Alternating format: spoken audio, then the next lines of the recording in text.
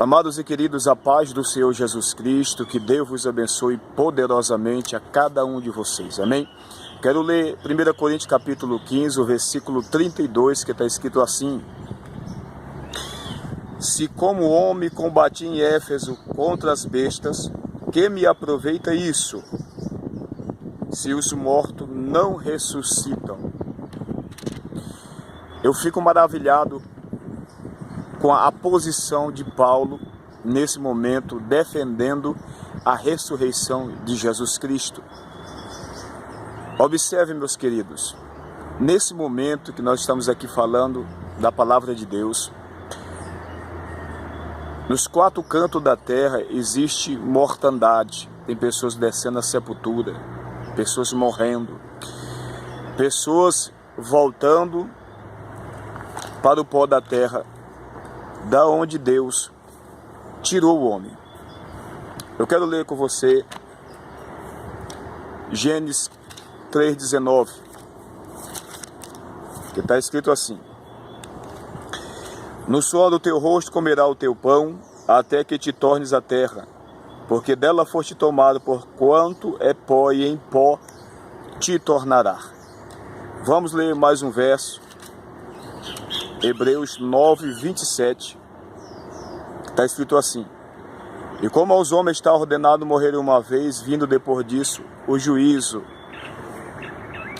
Quero ler mais um verso, e depois de nós ler todos esses versos, nós vamos fazer um paralelo. Nós vamos voltar para 1 Coríntios 15, o versículo 52,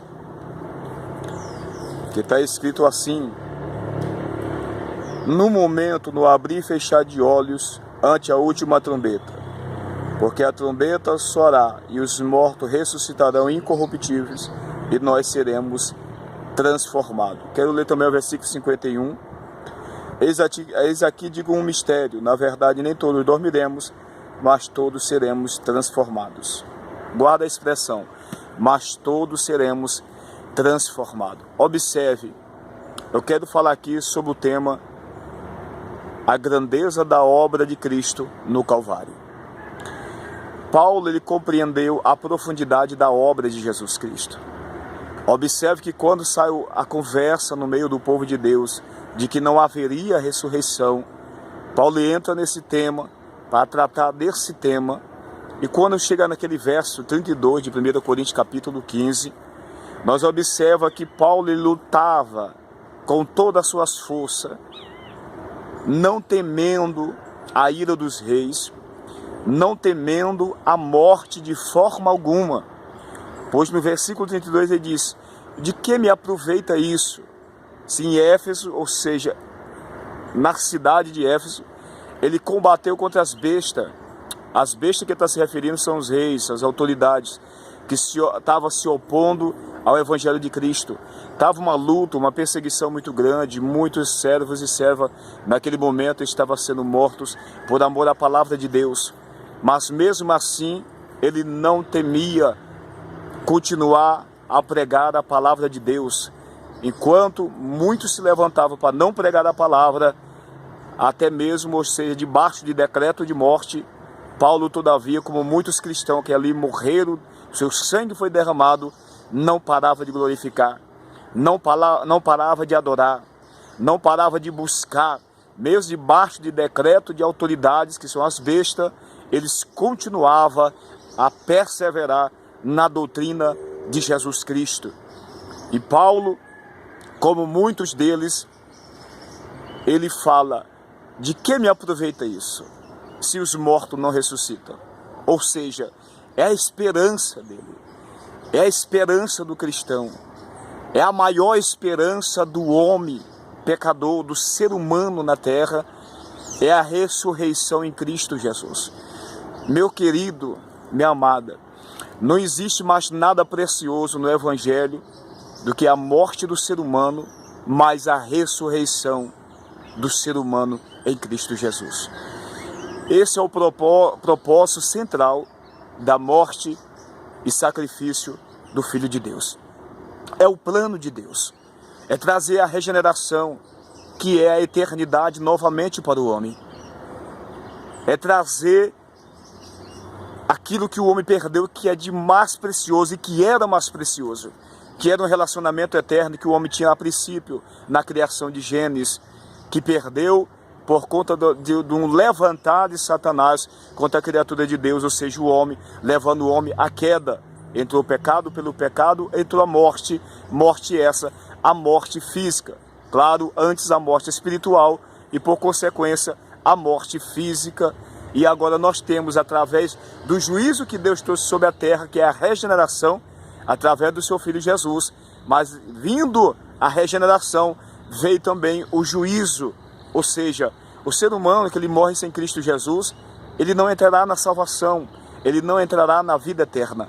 Mas eu quero trazer aqui essa esperança, que é a maior esperança para mim e para você, que já tem perdido seus entes queridos e que tem a plena convicção que vai descer o pó da terra. Você que está assistindo esse vídeo tem que entender isso, que todo ser humano ele vai descer ao pó da terra.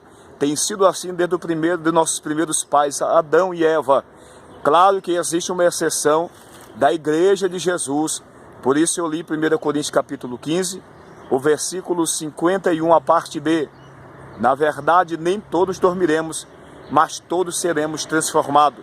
Se você colocar em paralelo o capítulo 9, versículo 27 de Hebreu, que está escrito: a todos os homens está ordenado morrer uma vez, vindo depois disso o juízo. O juízo é o julgamento, né? Ou seja, no dia do trono branco, que é pós o milênio, o reino de Cristo com a sua igreja sobre esta terra.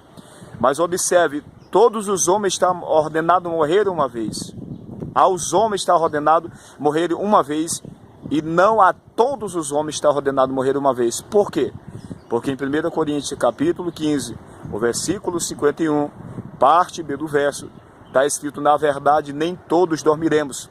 O que Paulo está falando?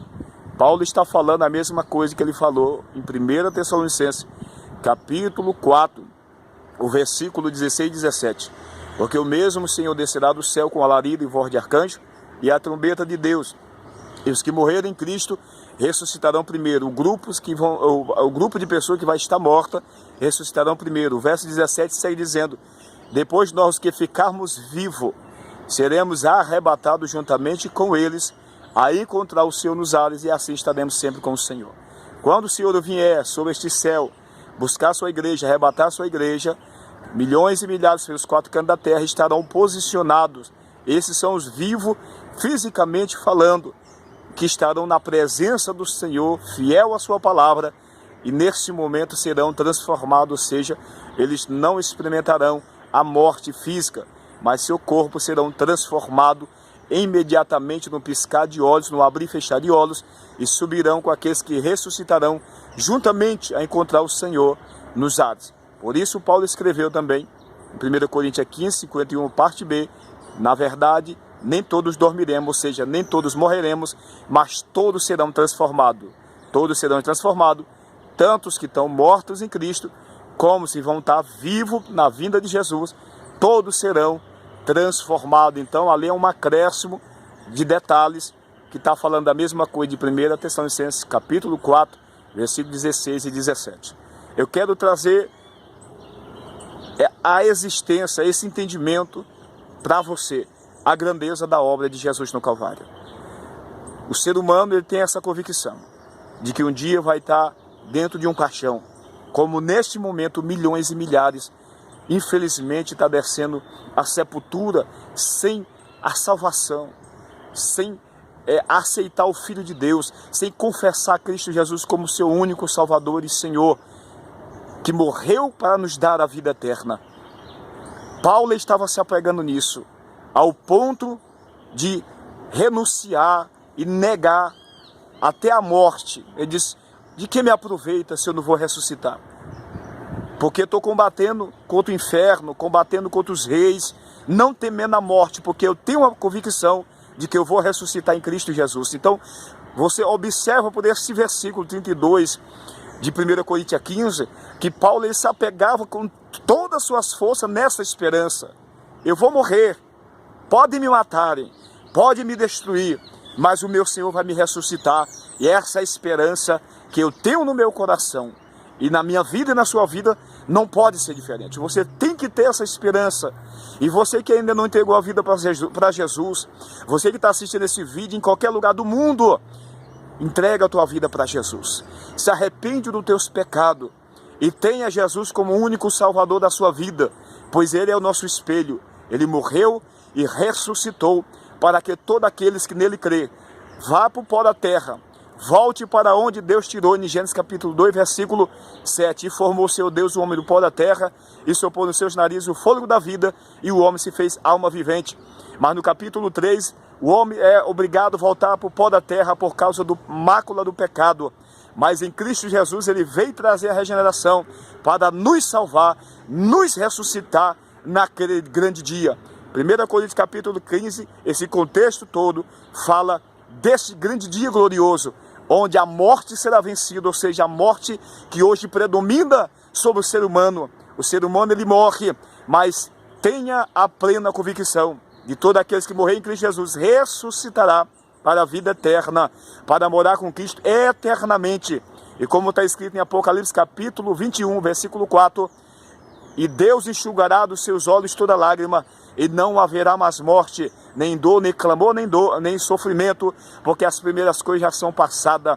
E o Senhor, eis que eu faço todas as coisas novas. Esse é o mundo vindouro, esse é a eternidade, quando Cristo vier para arrebatar a sua igreja e dar a vida eterna a todos aqueles que entregaram a sua vida, se converteram dos seus pecados e tiveram uma vida reta, enquanto estiverem peregrinando nesta terra, andando na presença de Jesus.